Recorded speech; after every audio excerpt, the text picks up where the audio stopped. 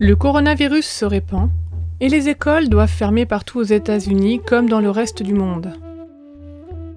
Kathleen, âgée de 11 ans, et sa petite sœur Callie, de 9 ans, se retrouvent chez elle dans la réserve de Navarro, en plein milieu de l'année scolaire.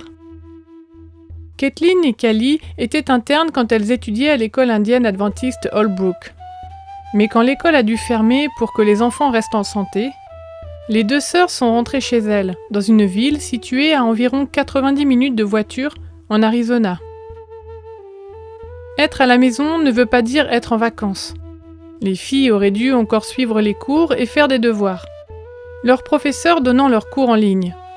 Le problème, c'est que Kathleen et Kelly n'avaient pas d'accès à Internet chez elles. Elles n'avaient pas non plus de plomberie, et l'électricité arrivait chez elles par un câble provenant de la maison d'un autre membre de la famille. Ce voisin n'avait pas Internet non plus.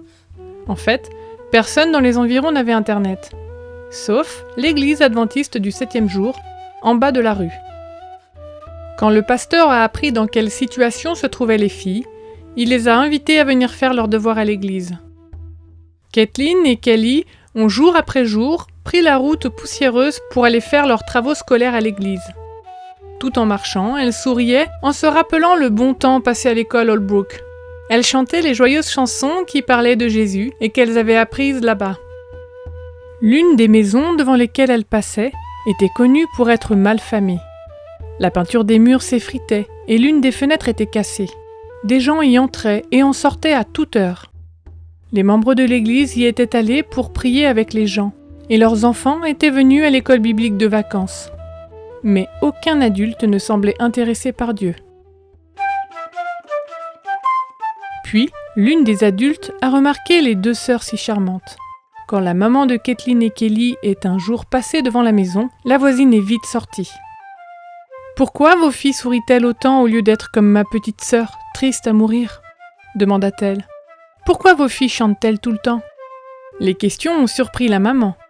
Mais elle a eu plaisir à entendre que la voisine avait remarqué Kathleen et Kelly et elle a invité la dame pour leur expliquer pourquoi elles souriaient et chantaient. « Nous ferons un culte en famille ce soir, près du ruisseau, dit-elle. Aimeriez-vous venir ?» Ce soir-là, les enfants de la voisine sont allés à la rencontre près de la rivière. Là, la maman des filles a lu une histoire de la Bible et tout le monde a chanté des chants parlant de Jésus. Les enfants ont aimé ce culte. Pourrons-nous revenir demain ? Ont-ils demandé ? Kathleen et Kelly ont fait quelque chose d'extraordinaire. Elles sont devenues des missionnaires auprès de leurs voisins. Alors même que les circonstances étaient difficiles pour elles, leur sourire et leurs chants ont montré l'amour merveilleux de Jésus à une famille qui semblait impossible à atteindre.